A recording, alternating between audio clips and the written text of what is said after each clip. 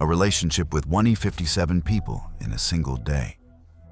An unbelievable challenge, a shocking number, and a woman willing to trade everything for fame.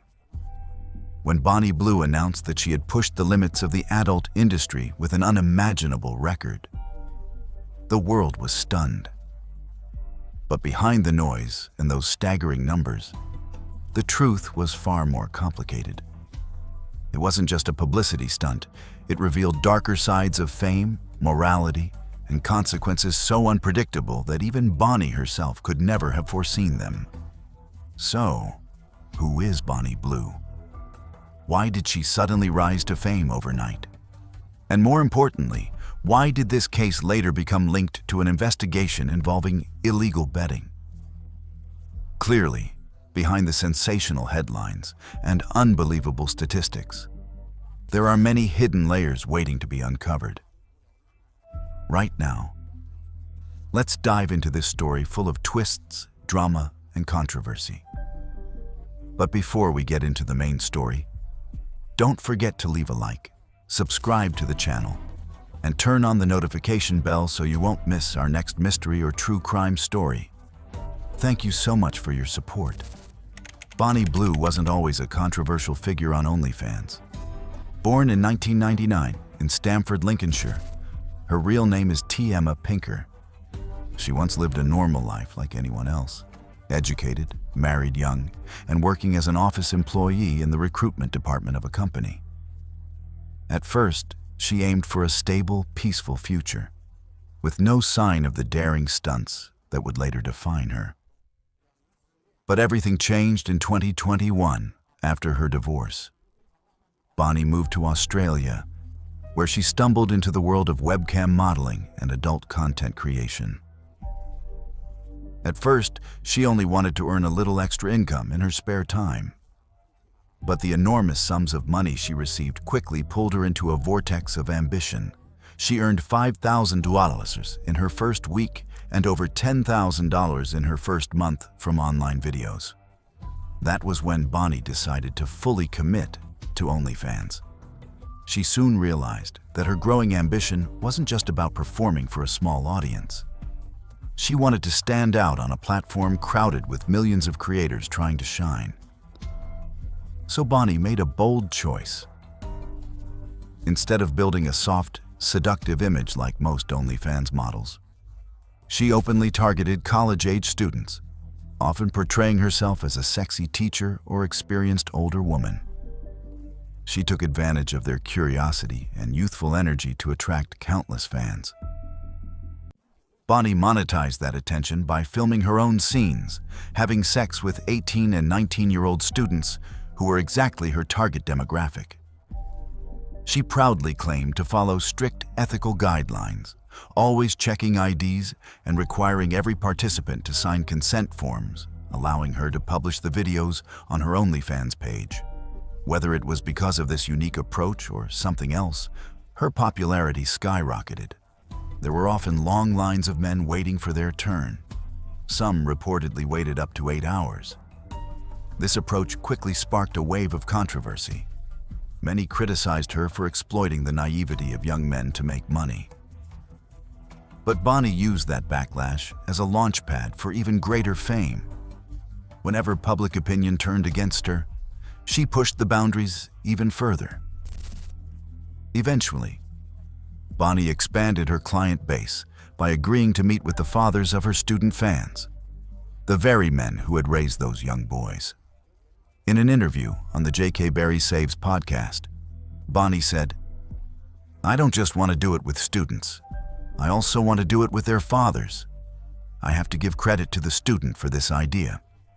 She came with her dad. He got jealous and wanted to join." Even in that situation, Bonnie claimed she maintained professional boundaries, asking the father and son to come separately. From there, Bonnie also began offering sessions for married men, claiming many came to her because they were unhappy in their marriages. She said she didn't encourage cheating, but in her words, if wives can't satisfy their husbands, of course those men will go somewhere else. That's just a fact. As for her relationships with students, Bonnie spoke confidently, insisting she had done nothing wrong. According to UK law, individuals over 18 are legally allowed to have sex.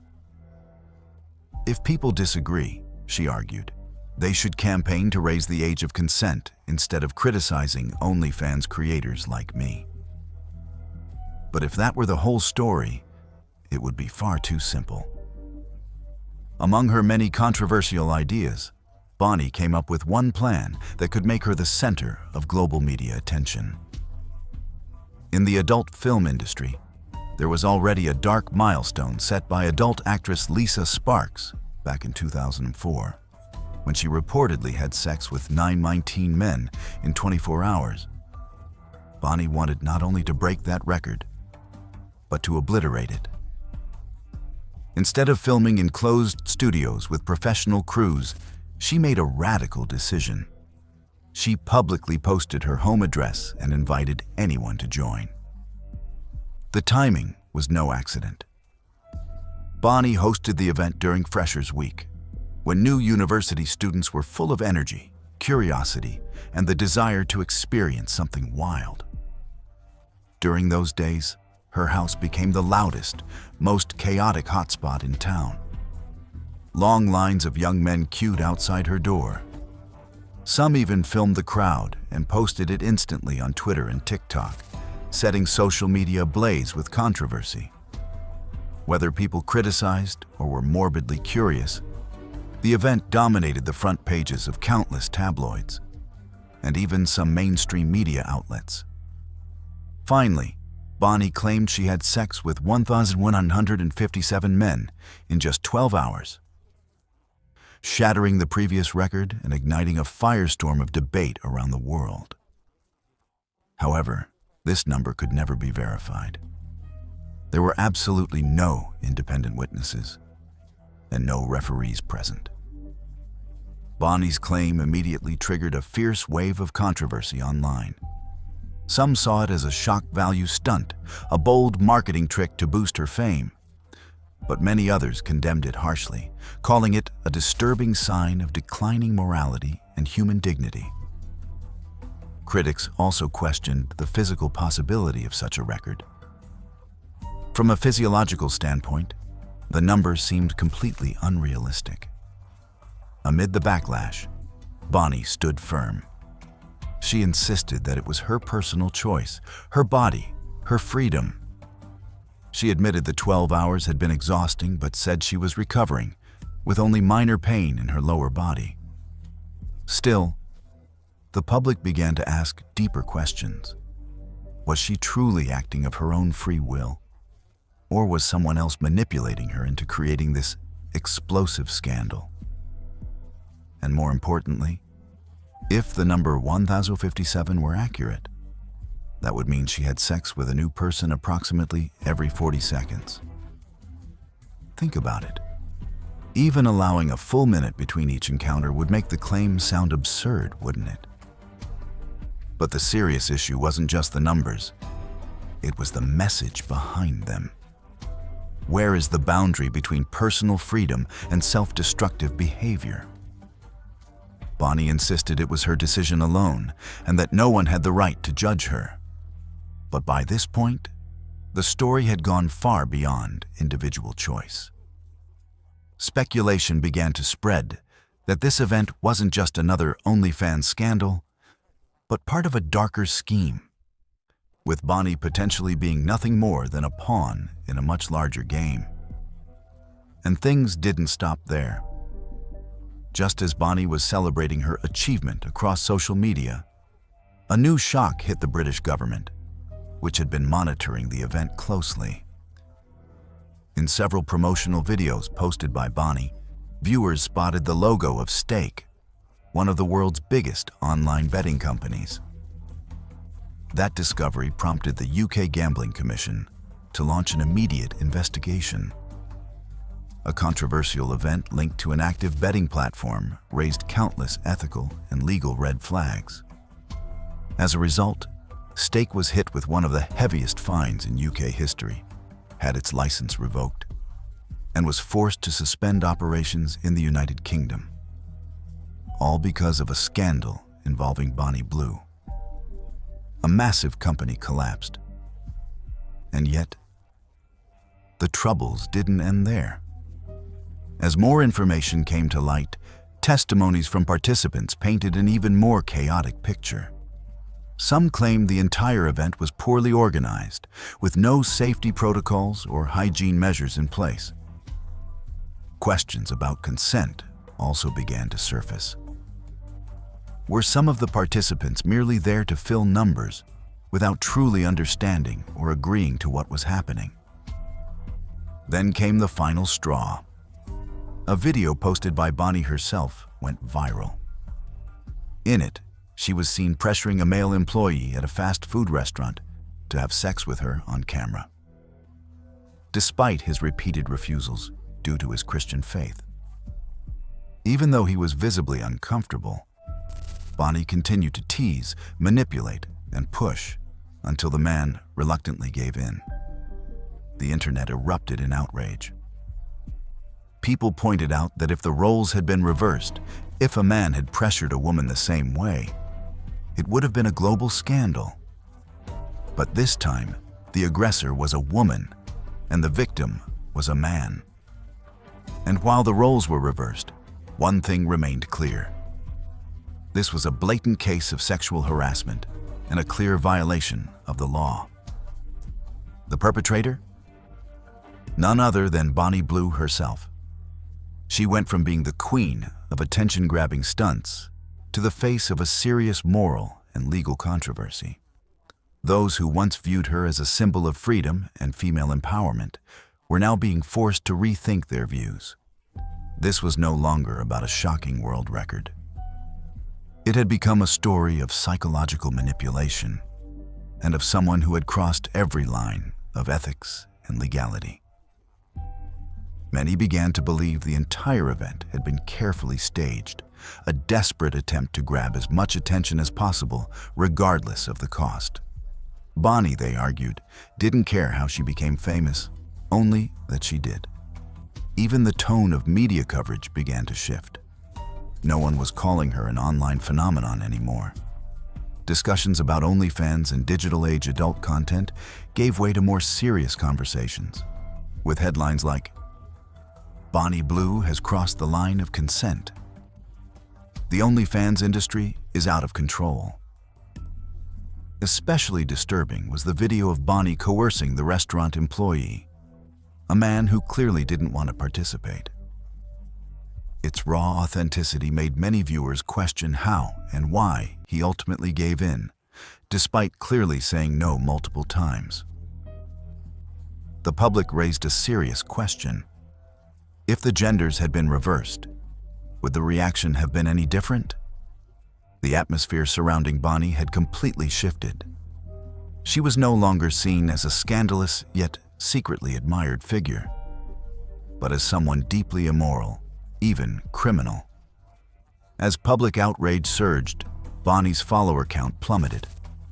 Brands quietly pulled away, and those who had once defended her enthusiastically began deleting their posts.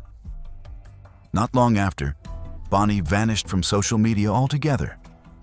She turned off all comments and tried to erase every trace of her online presence. But on the internet, nothing is ever truly gone. It wasn't over yet. Because soon after Bonnie disappeared, a new figure emerged, Lily Phillips, a young woman with one goal: to surpass her predecessor in the most spectacular and shocking way imaginable. In October 2024, Lily Phillips sparked massive controversy when she organized an event where she allegedly had sex with 101 men in a single day. The entire act was recorded and uploaded to YouTube under the provocative title, "I slept with 100 men in one day." The video instantly caught the attention of U.S. immigration authorities, who quickly issued a statement saying, "Our country is not a place for your flesh experiments." Let's take a closer look at who Lily really is.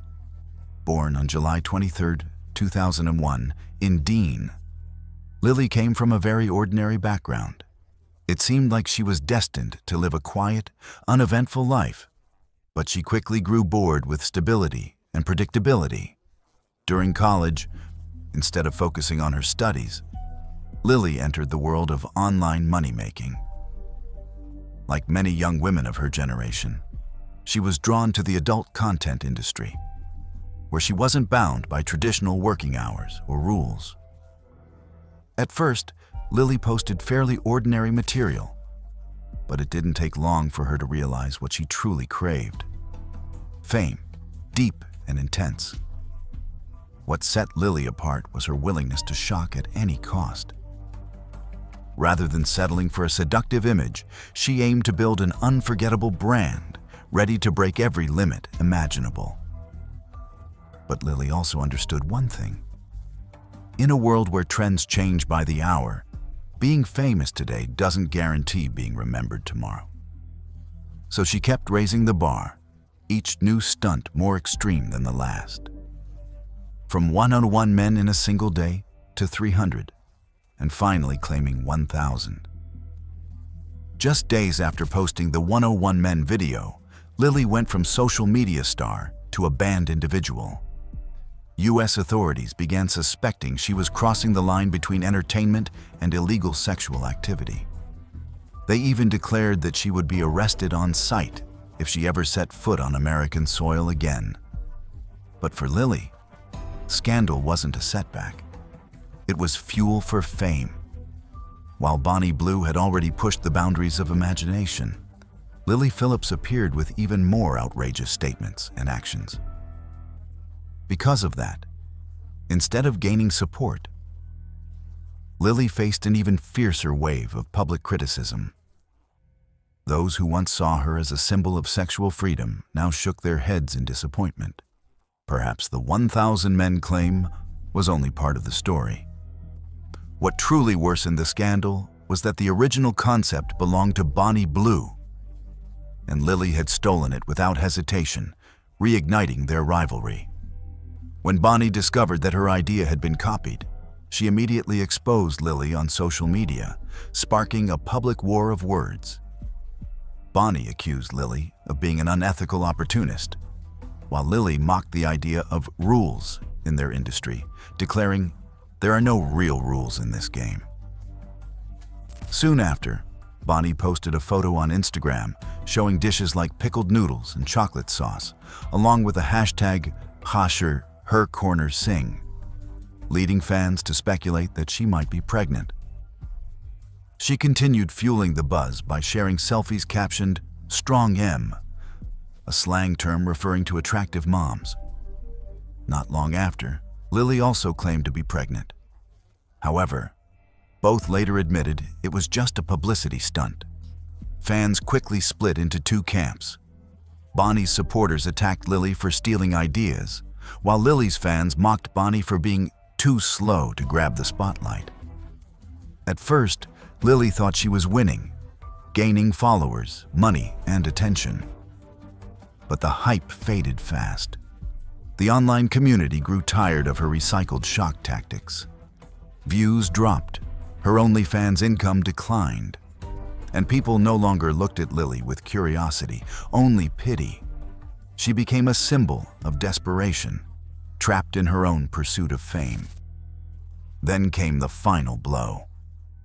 The U.S. government officially declared Lily Phillips unwelcome in the country, claiming her participation events bordered dangerously close to prostitution. With her dream of entering the U.S. market destroyed, Lily hit a dead end. Meanwhile, Bonnie Blue seized the moment, flipping the narrative and regaining public sympathy through Lily's downfall. In the end, Lily became a victim of the very scandal she created. And the worst thing for someone who lives off controversy is when the controversy stops working.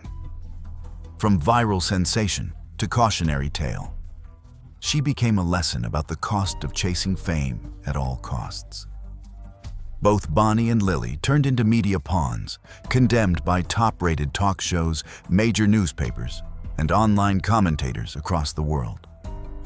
Canadian actress Katherine Ryan bluntly stated on a podcast, "The men who lined up for these girls are losers." Journalists raised an important question. Why are Bonnie and Lily condemned while the men involved are ignored? They argued that in today's society, the morality of men in such situations is often overlooked, their actions normalized. Some even compared this controversy to the infamous Gel Piaco case, where a woman was drugged by her own husband for 10 years and used like a machine in the adult industry. Many fear that such extreme stories distort how young women view fame, power, and morality. So what matters more today? Money, fame, or ethics? That's a question every young girl must answer for herself. The story of Lily Phillips and Bonnie Blue forces us to ask, have we forgotten the boundaries of morality? Where is the line between personal freedom and dangerous self-promotion? Has social media erased the limits we once set for ourselves? What do you think about these unprecedented records? Let us know in the comments. And if you found this story thought-provoking, don't forget to like and subscribe.